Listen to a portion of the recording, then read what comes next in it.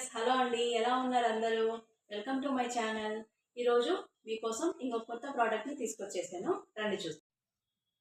ఇదిగోండి, beautiful roses, yellow roses, pink roses. ఏంటివి ఇవి అనుకుంటున్నారా? అవేనండి, సెంటర్ క్లిప్స్. చూసారా ఎంత అందంగా ఉన్నాయో? ఎల్లో రోసెస్తో చేశాను. ఇది పింక్. మీరు ఇంతవరకు యూట్యూబ్లో ఎక్కడ చూసిండరు. చూసారా ఎంత బాగున్నాయో?